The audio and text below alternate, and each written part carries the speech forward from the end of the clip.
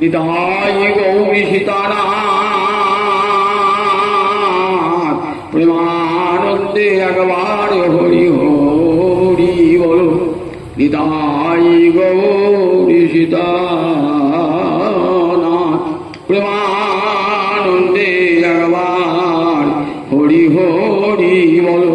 নিতাই গৌরী সীতানাথ প্রেমানন্দে একবার হরি হরি বলো।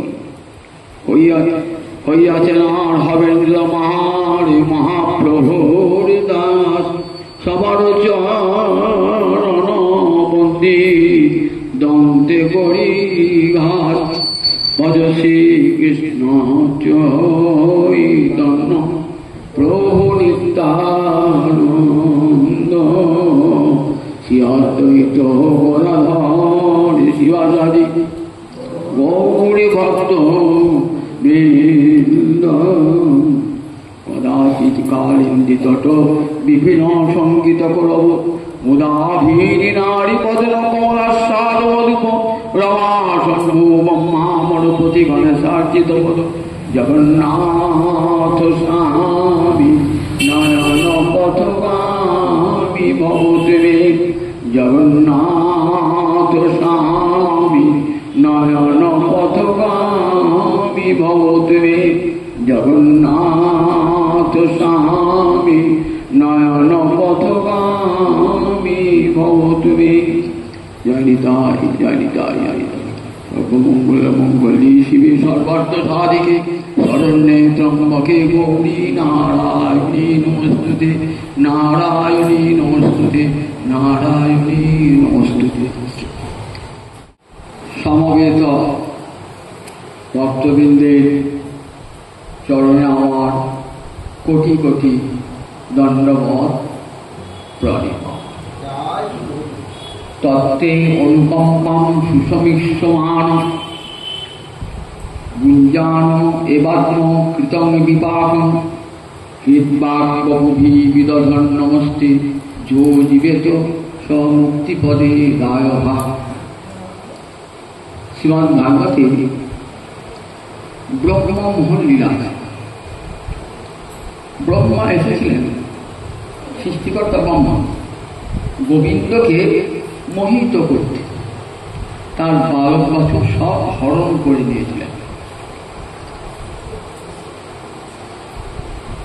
কৃষ্ণ যদি ইচ্ছা করে তাহলে ব্রহ্মপদ দিতে পারে।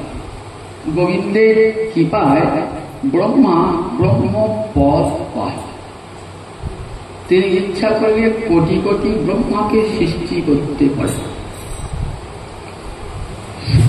যার নাভিকমল থেকে ব্রহ্মার সৃষ্টি হয়েছে সেই ব্রহ্মা এসেছিলেন গোবিন্দকে পরীক্ষা করতে যে মাঠে গোচারণ করছে এই রাখাল ছেলেটা কি ভগবান, এটা আমি একবার পরীক্ষা করে দেখি। তার মনে একটা সন্দেহ দেখা দিয়েছে। ব্রহ্মা স্তব করে ভগবানকে নিয়ে এসেছেন কি সমুদ্রের তীরে।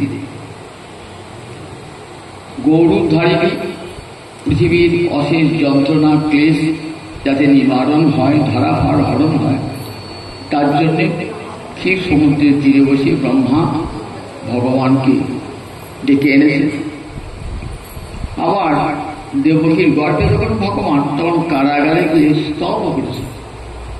কিন্তু গোবিন্দ আবির্ভাবের পর তার গোবিন্দকে দেখেন।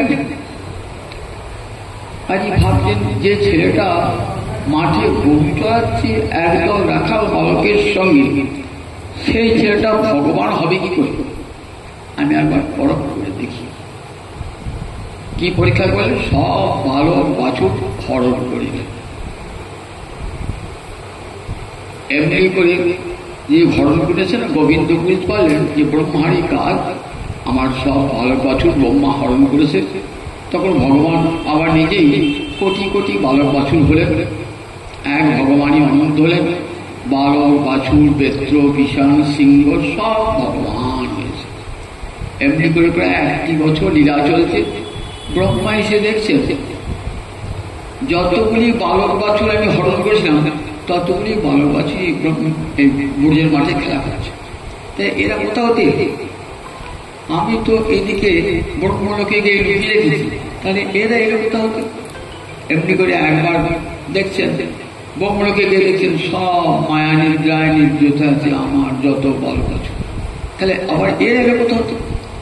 একবার যাচ্ছেন বৃন্দাবন আর একবার ব্রহ্মলোক, শেষে নিজেই মোহিত হয়ে গেলেন, দেখলেন সব বালক বাছুর ওই কালো ছেলেটি যে রাখাল বালক তার অঙ্গে সব ঢুকে গেল, সব মূর্তি নারায়ণ মূর্তি হয়েছে, কোটি কোটি নারায়ণ, একটা দুটো নারায়ণ নয়, যতগুলো বালক মূর্তি বাছুর মূর্তি সব নারায়ণ মূর্তি ধারণ করেছে। তারা সবাই ওই রাখাল বালকটির অঙ্গে ঢুকে গেল। তখন ব্রহ্মা বুঝতে পারলেন যেটা আমার আনার ঠাকুরই বটে। তখনই ব্রহ্মা একটা অপূর্ব স্তব করেছিলেন শ্রীমদ ভাগবতে, গোবিন্দের হৃদয় গলার স্তব। সেই স্তবে এই যে শ্লোক শোনাম না, এটি ব্রহ্মার স্তবের একটা শ্লোক। তত্ত্বে অনুকম্পাম সুসমীক্ষমান, তত্ত্বে অনুকম্পাম, সেই জন্য তোমার তোমার অনুকম্পা, তোমার কৃপার মানে সুসমীক্ষমান, সুন্দরভাবে চেয়ে থাকা। ইক্ষমান মানে চেয়ে থাকা, কেমন করে সুন্দর করে এবং সমান রূপে, অর্থাৎ দুঃখ এবং সুখ দুটোকেই তারা সমান রূপে গ্রহণ করে। শুধু আমরা সুখে বলি ভগবানের করুণা হয়েছে, আর যখন দুঃখ আসে কি বলি, দেখো ভগবানের চোখ নেই, ভগবান এমন নিষ্ঠুর, আমার এমন ক্ষতি করল ভগবান। বলি তোমরা ভগবান দুঃখটাকে তার যে করুণা বলে মেনে নিতে পারি, সুখটাকে মেনে নেই, কিন্তু দুঃখটাকে মেনে নিতে পারি। ভক্ত বলে সুখ যেমন তোমার দান, দুঃখ তেমনি তোমার দান। তারা শুধু ভগবানের কৃপার পানে চেয়ে থাকে, অনুকম্পা মানে কৃপা, তার কৃপার পানে চেয়ে থাকে। বলে আমার তো কোনো ভজনের সামর্থ্য নাই, সাধনেরও সামর্থ্য নাই, প্রভু আমি তোমার কৃপার পানে চেয়ে দিয়েছি। ভক্ত এই কৃপার পানে চেয়ে থাকে। মহাপ্রভু যখন জগন্নাথ দর্শন করছেন না, কি বলে স্তব করছে, কৃপা পারাবার সজল জলদ শ্রেণী রুচির রমা বাহানি রাম স্ফুরদল পঙ্কের রুহমুখ সুরেন্দ্রের আরাধ্য শ্রুতিগণ শিকাগীত চরিত জগন্নাথ স্বামী নয়ন পথগামী ভব তুমি। কৃপা পারাবার, পারাবার মানে সমুদ্র, তুমি কৃপার সমুদ্র প্রভু। জগন্নাথ দর্শন করতে মহাপ্রভু গরুর স্তম্ভের উপরে একটা হাত রেখে নয়ন জলে ভাসছেন আর জগন্নাথকে দর্শন করছেন, আবিষ্ট হয়ে দর্শন করছেন। আবিষ্ট হয়ে দর্শন করে সত্যি বলছেন, ঠাকুর তুমি তো কৃপার সমুদ্র, কৃপা পারাবার। সজল জলদ শ্রেণী রুচির, জগন্নাথ দর্শন করছে না, দেখছে সাক্ষাৎ কৃষ্ণ দাঁড়িয়ে আছে, যেই গৌ সেই কৃষ্ণ সেই জগন্নাথ। বাসুদেব বসে কহে জুড়ি দুই হাত, যেই গৌ সেই কৃষ্ণ সেই জগন্নাথ। গৌর হরি দেখছেন যে জগন্নাথ কে কৃষ্ণ। সজল জলদ শ্রেণী রুচির, জলদ মানে মেঘকে বলে জলদ, জল দান করে বলে জল ভরে মেঘ কেমন খুব কালো হয়। সজল জলদ একসঙ্গে অনেক কিছু মেঘ হচ্ছে শ্রেণী মানে মালা। রুচির মানে অঙ্গকান্তি, তো অঙ্গকান্তি কেমন, ওই জল ভরা কালো মেঘের মতো গোবিন্দ অঙ্গকান্তি। সজল জলদ শ্রেণী রুচির। রমা বাণী রাম, রমা হচ্ছে লক্ষ্মী, বাণী হলেন সরস্বতী, রাম মানে আনন্দদায়ক। রাম কথাটি অর্থ যো রময়তী সরাম, ভগবানের নাম হচ্ছেন রাম। অর্থাৎ লক্ষ্মীকে আপনি নাম করেন, সরস্বতীকে আপনি নাম করেন, তাই রমা বাণী রাম। স্ফুরত অমল পঙ্কের রুহ মুখ, স্ফুরত মানে প্রস্ফুটিত, পঙ্কের মুখ মানে পদ্মফুল, পঙ্ক পান ভেতরে ওঠে। মুখ গোবিন্দ মুখখানা কেমন? প্রস্ফুটিত পদ্মফুলের মতো, স্থূলতমল পঙ্কে, নির্মল পদ্মফুলের পঙ্কের মুখ। শ্রুতিগণ সুরেন্দ্রই আরাধ্য। সুরেন্দ্রগণ, সুর মানে দেবতা, দেবতাদের শ্রেষ্ঠ কারা? ব্রহ্মা, ইন্দ্র, এরা সব সময় তোমার আরাধনা করছে, সুরেন্দ্রীর আরাধ্য। শ্রুতিগণ শিখাচিত চরিত। শ্রুতি মানে বেদ, গণ মানে সমস্ত শ্রুতি, তাদের শিখা, সমস্ত বেদের শিখা হল উপনিষদ। সেখানে মস্তকে আছে শ্রুতি মৌনী, উপরের শিখকে বলা হয় বেদের মস্তক স্বরূপ। শ্রুতিগণ শিখাচিত চরিত, অর্থাৎ উপনিষদ নিরন্তর তোমার মহিমা কীর্তন করছে। শ্রুতিগণ শিখাচিত চরিত। জগন্নাথ স্বামী নয়ন পথগামী ভক্তি। সেই জগন্নাথ, তুমি আমার নয়ন পথগামী, তুমি আমার দৃষ্টিগোচর হও, আমার নয়ন পথের পথিক হও। জগন্নাথ, তুমি আমার শুধু জগতের স্বামী, আমারও স্বামী তুমি জগন্নাথ, তুমি তো জগতের না, সুতরাং জগতের প্রভু, জগতের স্বামী তুমি। আমার নয়ন পথের গোচরীভূত হও। ঠিক যেমন করে রাধা রানী কৃষ্ণ দর্শন করছেন না, তেমনি করে রাধা রানীর ভাব অন্তরে নিয়ে আমার মহাপ্রভু ওই গরুর স্তম্ভের পাশে দাঁড়িয়ে নয়ন জলে ভাসছেন আর দর্শন করছেন জগন্নাথ। এত আবিষ্ট, দেখো যে গৌরহরি নারীর নামটা বলতে উচ্চারণ করতেন না, কঠোর সন্ন্যাসী। নারী বলবে কি বলতে? প্রকৃতি। নারী বলতেন না, নারী মুখ দর্শন, নিজের মা ছাড়া আর কোন নারীর মুখ দর্শন করতেন না। মাতৃস্থানীয় হলেও দেখাতেন বৈরাগ্য এত কঠোর ধর্ম। সেই মহাপ্রভু জগন্নাথ দর্শন করতে করতে একদিন একটা পুরিয়া রমণীর ঘাড়ে, তার মহাপ্রভু ঘাড়ে উঠে দর্শন করছেন জগন্নাথ। মহাপ্রভু ঘাড়ে উঠে, দেখতে পাচ্ছেন না তো, মহাপ্রভু ঘাড় উঠেছেন, ঘাড় উঠে জগন্নাথ দর্শন করছেন। মহাপ্রভু জানতেই পারেন নাই যে আমার দিকে কে উঠেছে। মহাপ্রভু আবিষ্ট চিত্তে, আর ওই রমণী, উড়িয়া রমণীকেও দেখছেন জগন্নাথ আবিষ্ট হয়ে। একটা মানুষের ঘাড়ে আমি যে পা দিয়েছি এটাও তার বলতে, এত আবিষ্ট হয়ে দেখছে। গোবিন্দ সেবক ছুটেছে, ছুটেছে, নামিয়ে দিয়েছে। তখন মহাপ্রভু সব্বিত পেয়েছে, তখন বলছে গোবিন্দ ওকে নামিয়ে দেখো, ও কত আবিষ্ট চিত্ত হয়ে জগন্নাথ দর্শন করছে। আমাকে আশীর্বাদ করো মা, আমি ঠিক তোমার মতন করে জগন্নাথ দর্শন করতে পারি। তোমার জ্ঞান নাই যে আমার মাথায় পা দিয়েছো, পা দিয়ে জগন্নাথ দর্শন করছো, আমি যেন ঠিক এইরকম করে আবিষ্ট চিত্তে জগন্নাথ দর্শন করতে পারি। তেমন যেন কোনোদিন দেখেন নাই আরেকলার মতন এমনিভাবে জগন্নাথ দর্শন করছে। গরুর স্তম্ভের তলে আছে এক নিম্নকালে, শেখা হালে ভরিল অশ্রু জলে। টস টস টস টস করে মহাপ্রভু দুটি নয়ন দিয়ে জলধারা পড়ে চলেছে, যেমন শ্রাবণ মাসের মেঘের ধারা পড়ছে। গরুর স্তম্ভের নিচে একটা খাল আছে, খালটা জলে মহাপ্রভুর নয়ন জলে ভর্তি হয়েছে।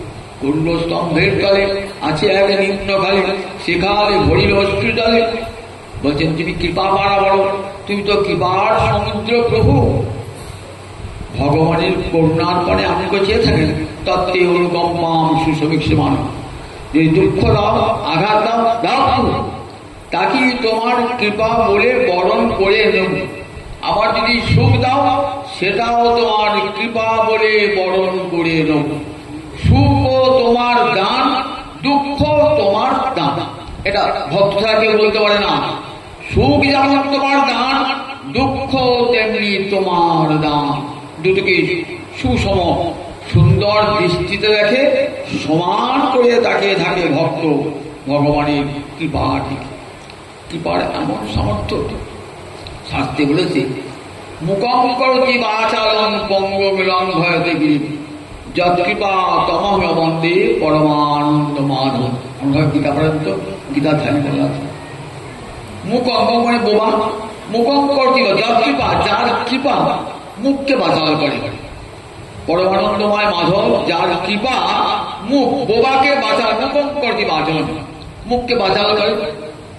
পঙ্গু রং হয়েছে গিরি, যে পঙ্গু হাঁটতে পারে না সে গিরি টপকায়। তোমার কৃপার এমন শক্তি, ভগবানের কৃপার এমন শক্তি। দেখো মুখ কেমন করে বাঁচাল হয় আর পঙ্গু কেমন করে গিরিলঙ্ঘন করে, আমি দুটি উদাহরণ দেখাবো। তিন পুত্র সঙ্গে আছে সেন শিবানন্দ, পঞ্চদত্তের গান গানতাম না। শিবানন্দ সেন কোথাকার বাড়ি? কাঁচরাপাড়া। মহাপ্রভু পরিকর, মহাপ্রভুর পরম ভক্ত শিবানন্দ। প্রতি বৎসর রথযাত্রার পূর্বে সমস্ত গৌড়ের ভক্তগণকে নিয়ে শিবানন্দ সেন পুরীর পথে হাঁটা দিতেন, সপরিবারে যেতেন, প্রতি বৎসর যেতেন। মহাপ্রভু আদেশ করেছিলেন, শিবানন্দ তোমার তো প্রচুর পয়সা আছে, তুমি সমস্ত এই গৌড়ের যাত্রীগণকে তুমি তোমার পয়সা খরচ করে তাদেরকে নিয়ে যাবে, পথের শুল্ক দেবে এবং তাদের থাকা খাওয়ার ব্যবস্থা সব তুমি করবে। ভগবত সেবায়, ভগবত ভক্তের সেবায় তুমি অর্থ লাগাবে। সারা জীবন শিবানন্দ পার করে গেছে। সেই শিবানন্দের তিন পুত্রের মধ্যে শেষ পুত্রটির নাম পরমানন্দ সেন। মহাপ্রভু যখন পুরীতেই গর্ভের সঞ্চার হয় তখনই মহাপ্রভু বলছেন, এবার তোমার যে সন্তান আসবে তার নাম রেখো পরমানন্দ। পরমানন্দ পুরী আমার মহাপ্রভুর গুরু সতীর্থ, বলে পরমানন্দ নাম রেখো। বলে বেশ প্রভু। সন্তান হয়েছে, মহাপ্রভু কি বলতেন? পুরীদাস, পুরীদাস বলতেন। 7 বছর বয়স, লেখাপড়া করতে পারে না, কথাও বলতে পারে না, বোবা।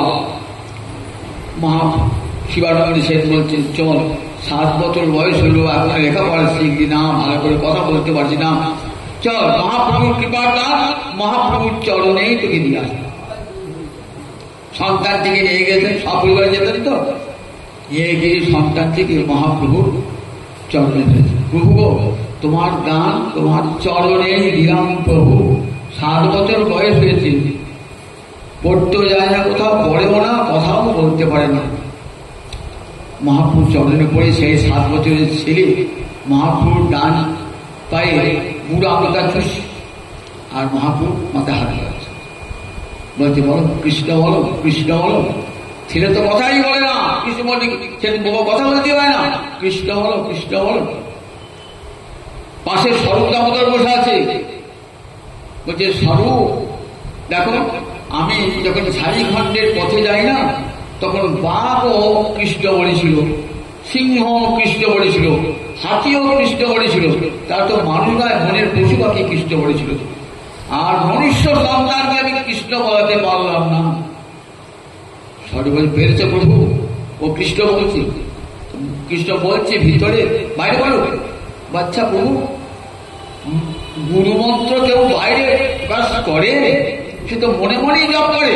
তুমি যখন কৃষ্ণ বলেছো না, ওটার গুরুমন্ত্র হয়ে গেছে, ওটার কাউ কেউ বলবে না।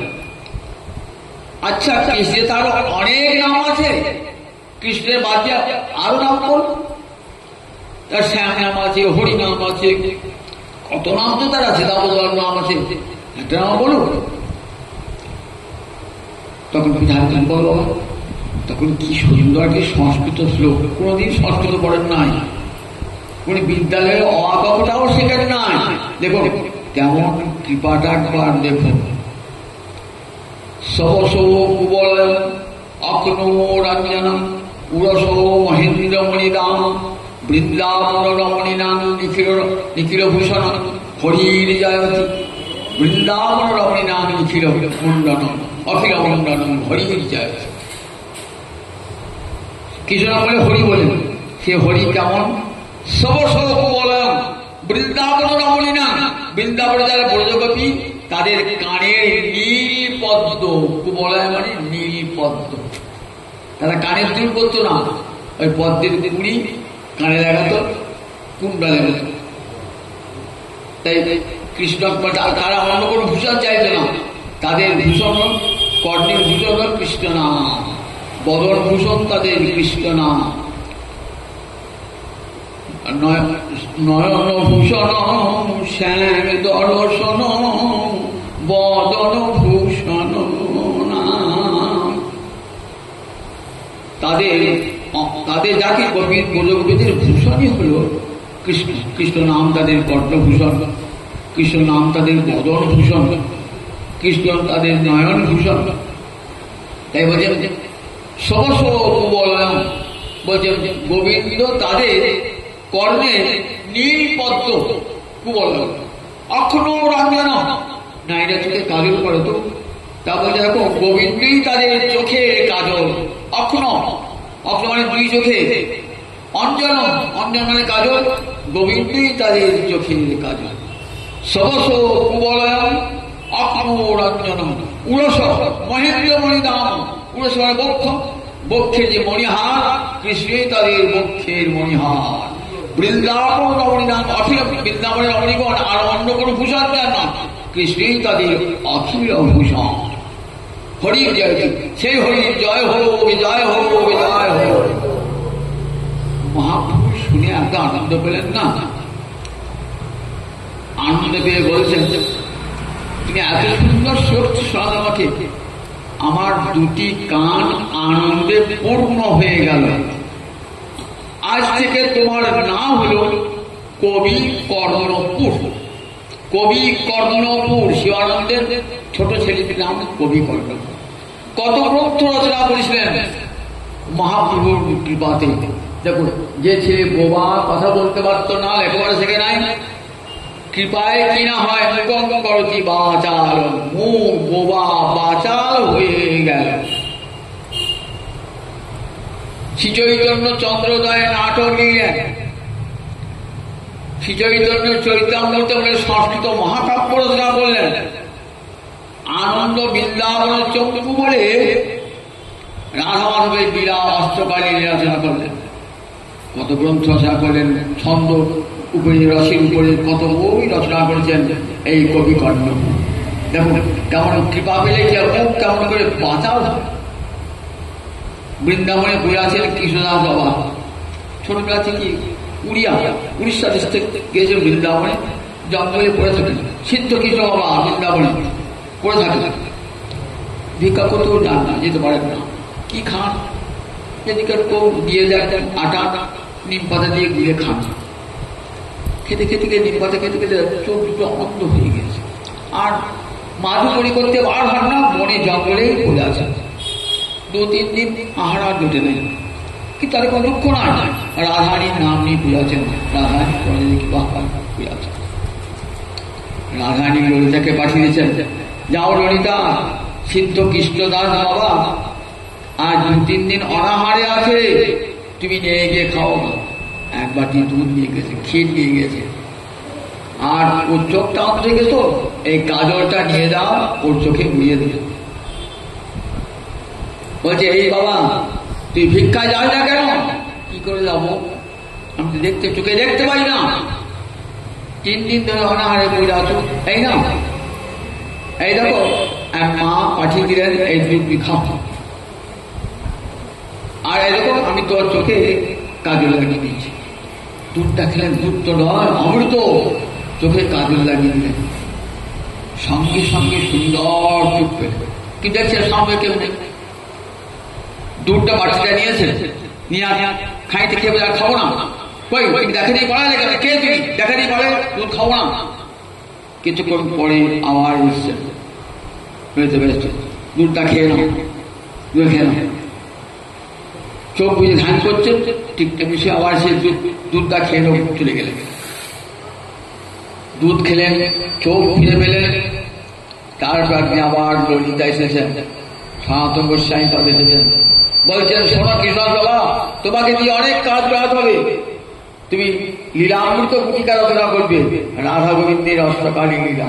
আমি তো লেখাপড়াই জানি না, তুমি লেখাপড়াই শিখি না। ছোটবেলা থেকে আমি চলেছি বৃন্দাবনে, কি করে লিখবো আমি? লেখাপড়া শিখবো না ভজন করবো? লেখাপড়া শিখতে যান, ভজন হয় না, ভজন করতে যান, লেখাপড়া হয় না। একদিন সন্ত গোস্বামী পাওয়া করিতে এসে বলছেন, কিছুই করতে হবে না, দেখো তুমি কলমটি ধরবে, দেখবে কে যেন তোমার হাত দিয়ে লিখে যাচ্ছে। সংস্কৃতে লিখলেন লীলামৃত গুটিকা।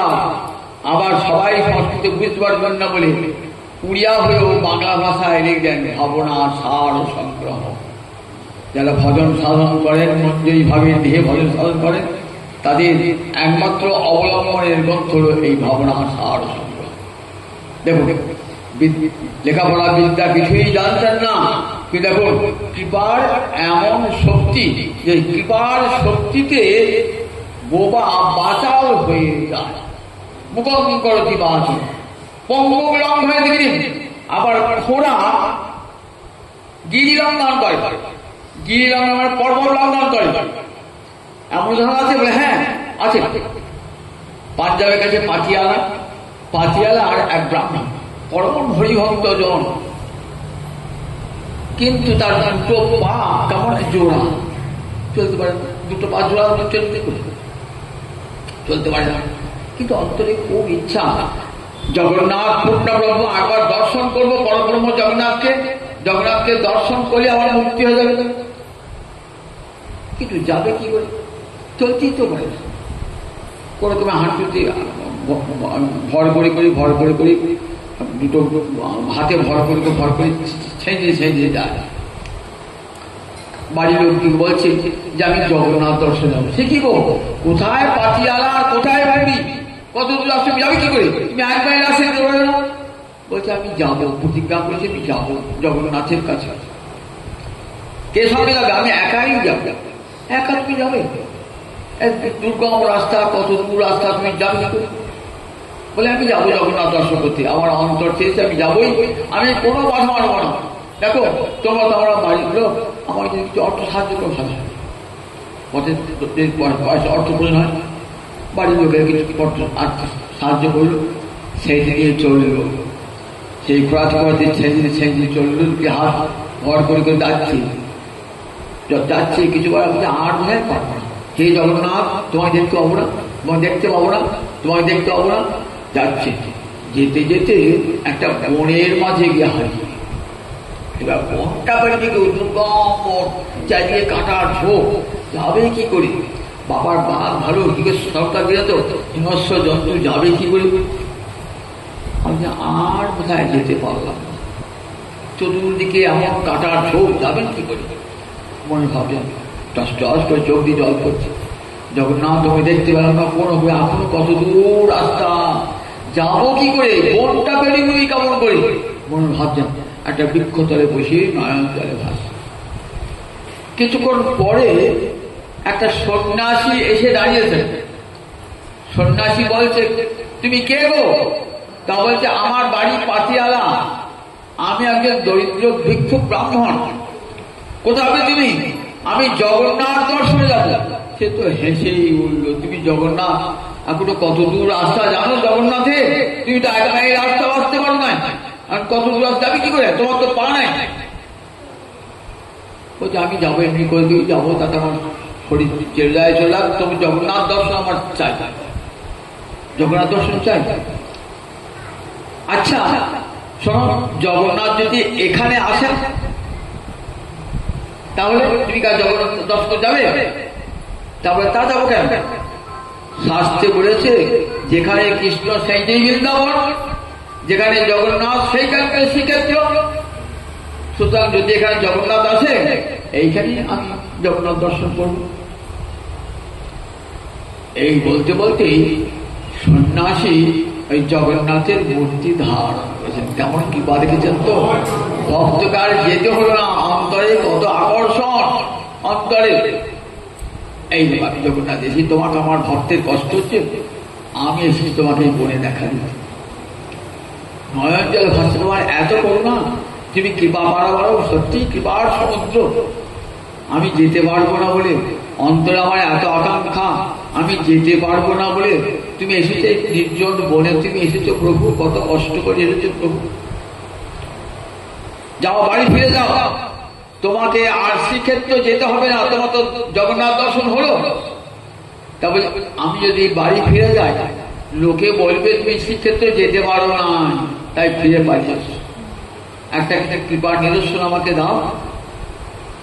তখন সেই জগন্নাথ সন্ন্যাসী মুদ্রার জগন্নাথ কি করলেন, তার দক্ষিণ চরণ ওই তা হাঁটুর উপরে তুলে দিলেন। যেই হাঁটু তুলে দিলেন সঙ্গে সঙ্গে পা ছেড়ে গেল, সুন্দর দুটি পা হলো, সুন্দর দুটি পা।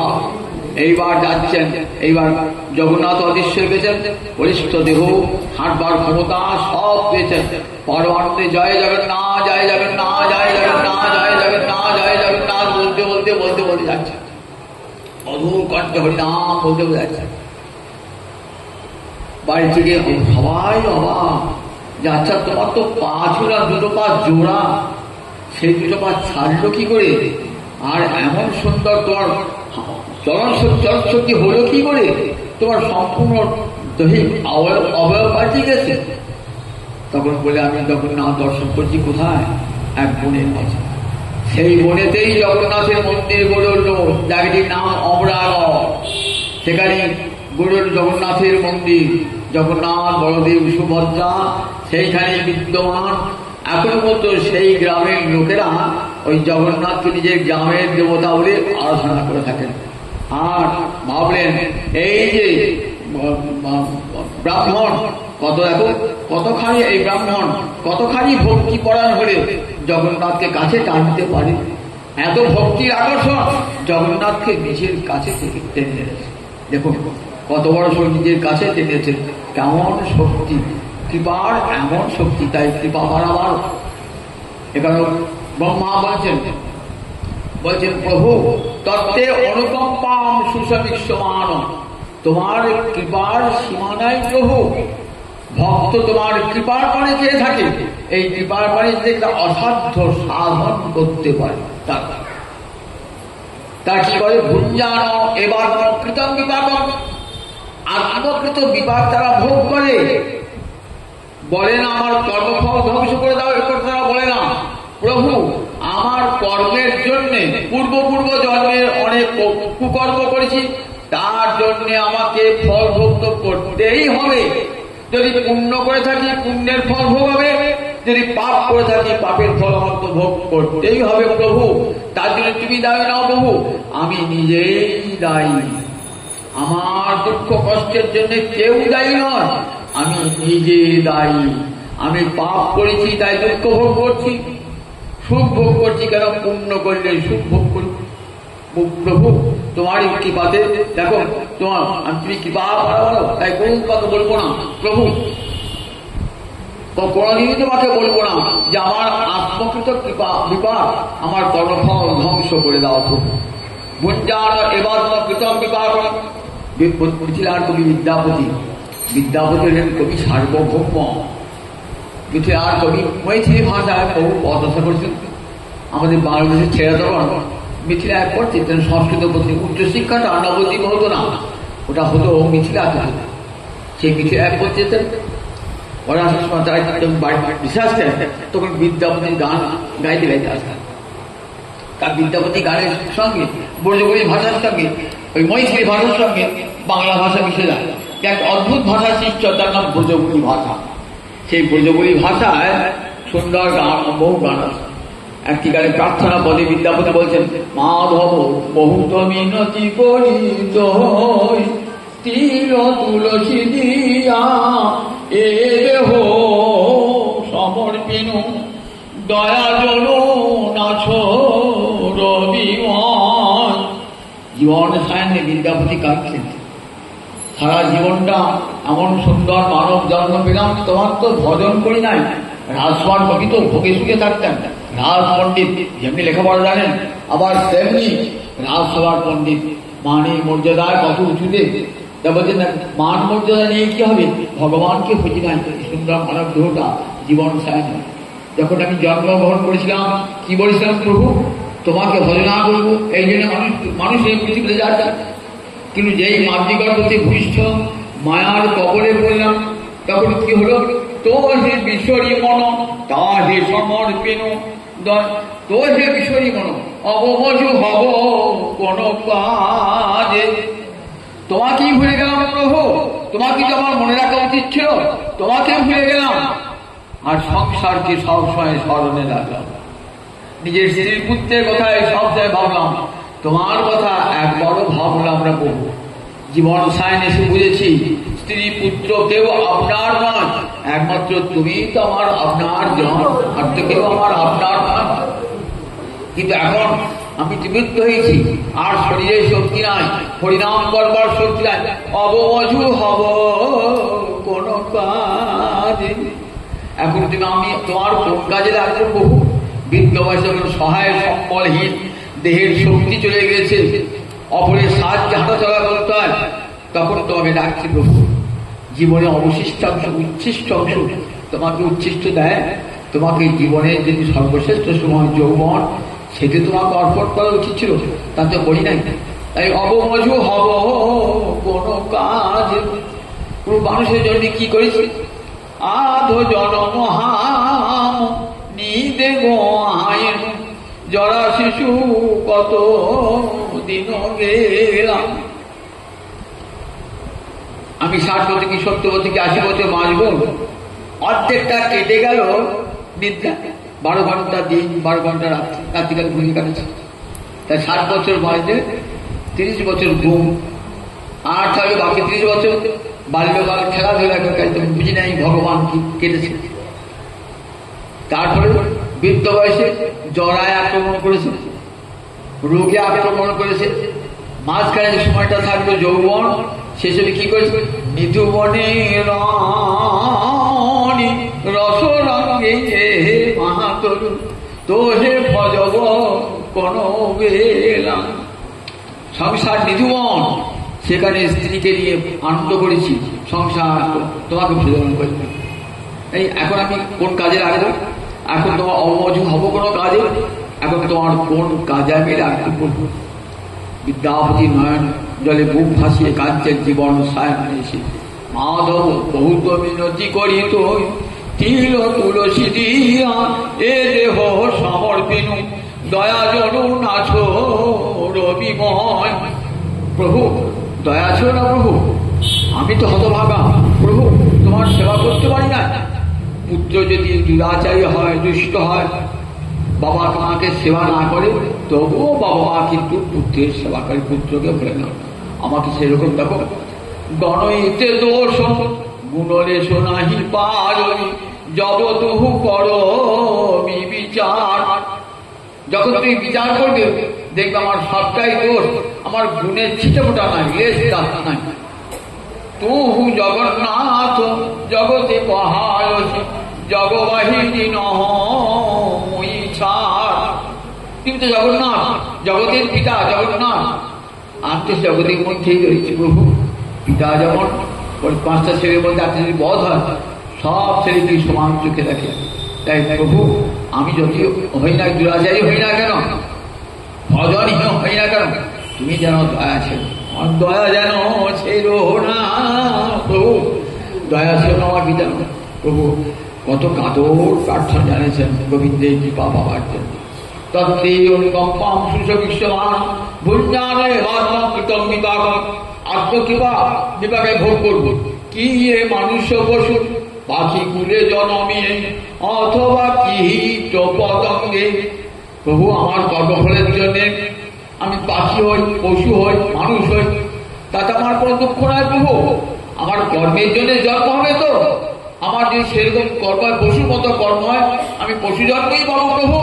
তার জন্য বলবো না আমাকে মানব জন্ম দিও, তুমি তো মানব জন্ম দিয়েছিলে। আমি তার সদ্ব্যবহার করি না। এমন সুন্দর দুর্লভ মানব জন্ম পেলাম, একদিনও কৃষ্ণ হইলাম না, বিষয় মাদে মা তো আহর হয়ে রইলাম। বিষয় তো সবাই ভোগ করে, বনের পশু পাখি, নর্দমার পোকা, সেও তো বিষয় ভোগ করে, বিষয় করি সর্বতসায়। কিন্তু কৃষ্ণ ভজন এটা কি বনের পশু পাখি হয়, নর্দমার পোকার হয়? একমাত্র মানুষেরই হয় কৃষ্ণ।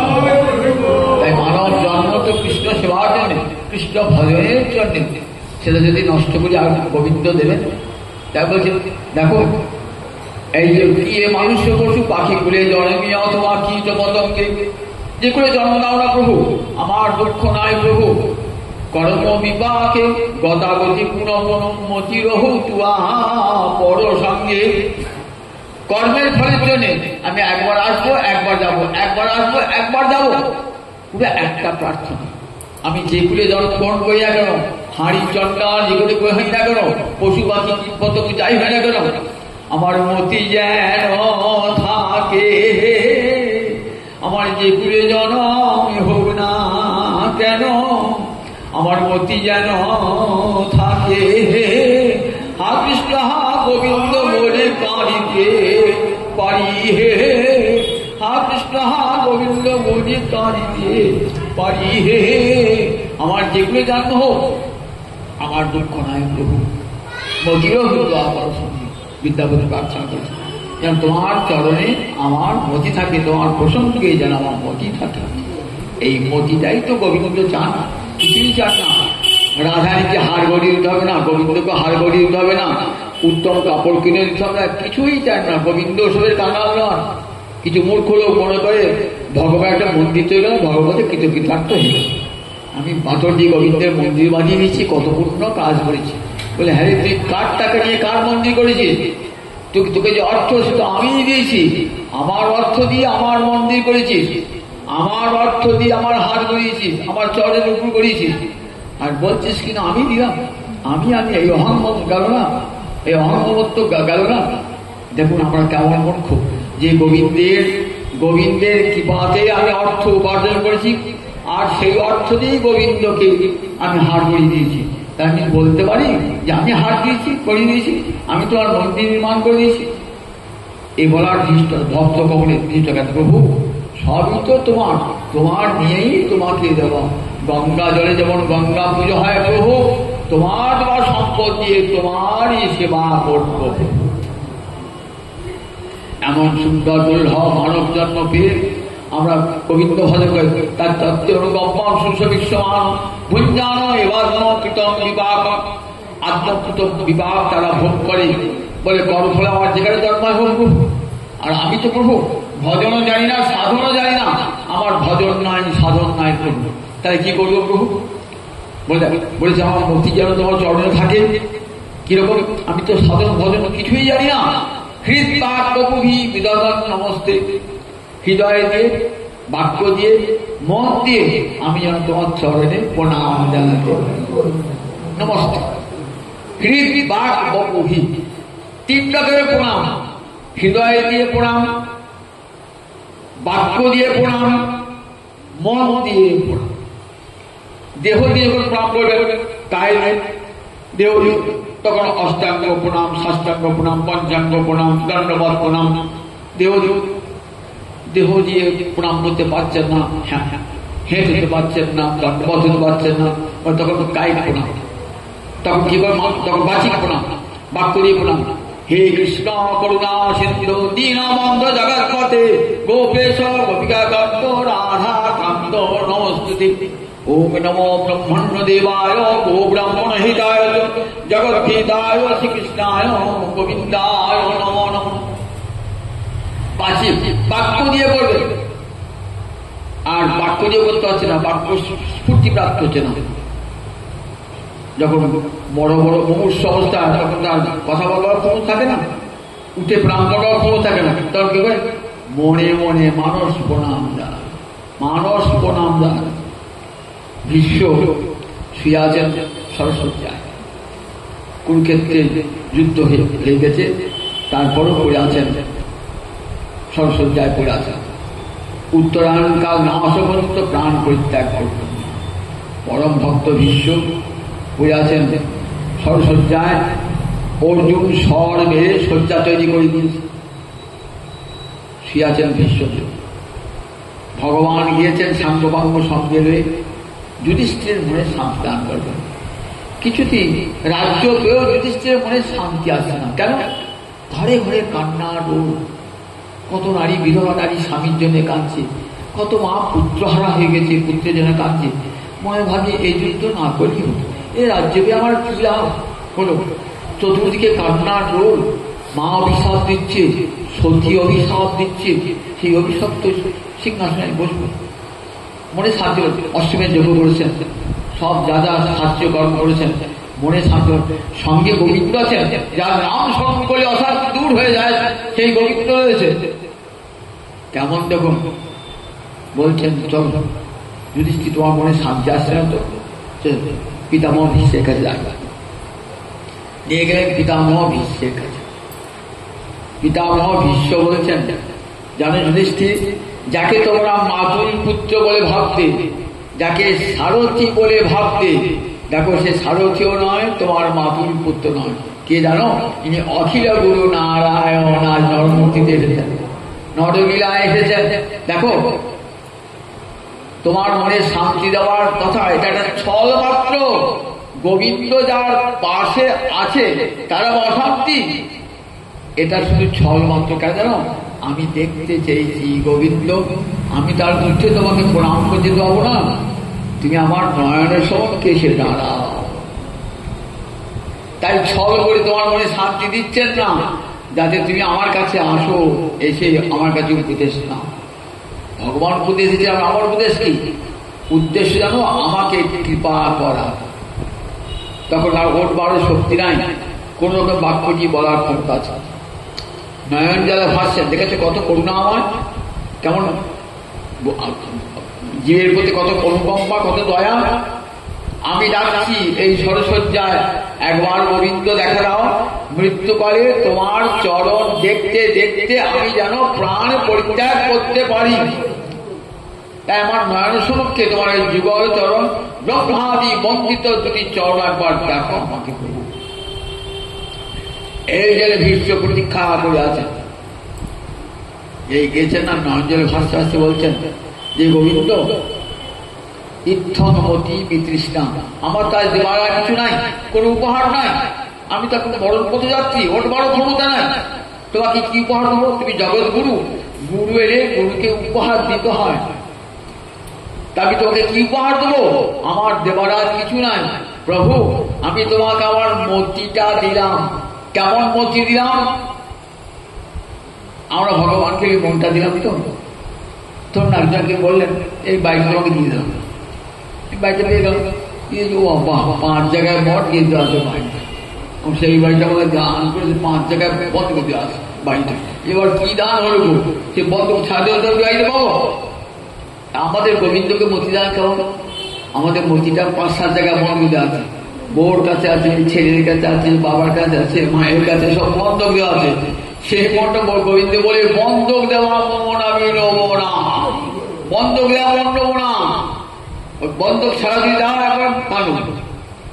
ভীষ্ম বলছেন, ইত্থনমতি বিতৃষ্ণা, সব কামনা বাসনা শূন্য, মনের 16 আনা গোবিন্দ আমি তোমার চরণে আজ অর্পণ করছি।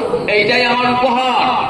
আমার মনের 16 আনা অংশ, কার প্রতি আমার আর মহত্ব নাই, একমাত্র তোমাকে দিলাম।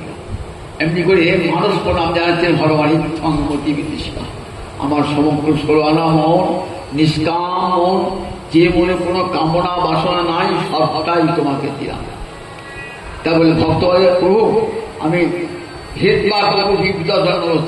আমি তোমাকে এমনি করে নমস্কার জানাই। আমার দেহ মন প্রাণ সব তোমার চরণে আজ থেকে অর্পণ করে। এমনি করে গোবিন্দ চরণে সব অর্পণ করে দেন। আমি তার কিছু যাই না প্রভু, আমি তোমাকে বারবার শুধু প্রণাম জানাই, বারবার তোমাকে প্রণাম জানাই প্রভু। কায়িক প্রণাম জানাই, বাচিক প্রণাম জানাই, মানস প্রণাম জানাই। এমনি করে যে জীবে তো এমনি করে তার কৃপার পরে যে বেঁচে থাকে, মুক্তিপদে দায় ভাব। মুক্তি যার পদে, মুক্তি যার চরণে, গোবিন্দের চরণে মুক্তি নৃত্য করে বলে তার দায় ভাব হয়। বলে যে ছেলে বেঁচে থাকে সে তো পিতার সম্পত্তি পায়, পরিকে কি ভাব হবে? তাই যে জীবে তো যে বেঁচে থাকে, বেঁচে থাকা মানে কাকে বেঁচে থাকা বলে?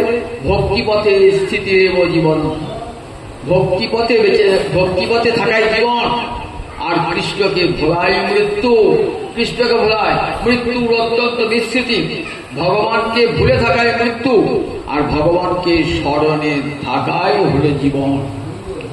ভগবানকে স্মরণ থাকে।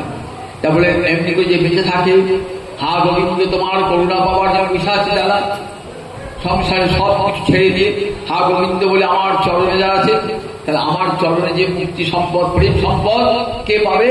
ওই যারা হা গৌর গোবিন্দ বলে কাঁদছে তারাই তো সব মুক্তি পদে দায় হয়। সেই মুক্তি পদে দায় ভাব ওই প্রেম ভক্তি সেই লাভ হয়। বাবার সম্পত্তি যে বেঁচে থাকে সেই তো মালিক হয়। বেঁচে থেকে একমাত্র ভক্ত বেঁচে আছে, সমস্ত বারবার তাকিয়ে থাকে। ছেলে যেমন সজ্জন ছেলে বাবা যেটাকে দেবে, বাবা যা ভালোবাসবে বাবার বাবারা চেয়ে থাকে। ভক্ত তাই প্রভু দুঃখ দিলে দুঃখ রবো, সুখ দিলে সুখ রবো, তুমি তোমার বাবা যা হাত পেতে দেবে সেটাই দেবো। এমনি করে বিশ্ববিদ্যালয় চরণের উপরে প্রভু দুঃখ দেবে দাও, সুখ দেবে দাও প্রভু। দুঃখ দিলেও যারা দুঃখ সইবার শক্তি দাও সেই জন্য প্রভু দুঃখ সইবার শক্তি দাও। এমনি করেই ভক্ত ভগবানের চরণে পড়ে থাকে। কৃপা বাড়াবার ভগবান, সেই কৃপার সমস্ত ভগবানের কাছে কৃপা চাইতে হয়। এই সুদুল্লাহ মানব জন্ম পেয়ে কার কাছে কৃপা চাইব না? একমাত্র হে গোবিন্দ, হে গৌর হরি, হে জগন্নাথ, তুমি জগতের নাথ, কৃপা করো। আবার আমার যে কুলের জন্ম হোক না কেন সেই কুলের জন্মে যেন তোমার থেকে হা গৌর গোবিন্দ বলে কাঁদতে পারি। জয় নিতাই, জয় নিতাই, জয় নিতাই। জয় জয় রাধে কৃষ্ণ গোবিন্দ, জয় জয় রাধে কৃষ্ণ রাধে গোবিন্দ, রাধে গোবিন্দ, রাধে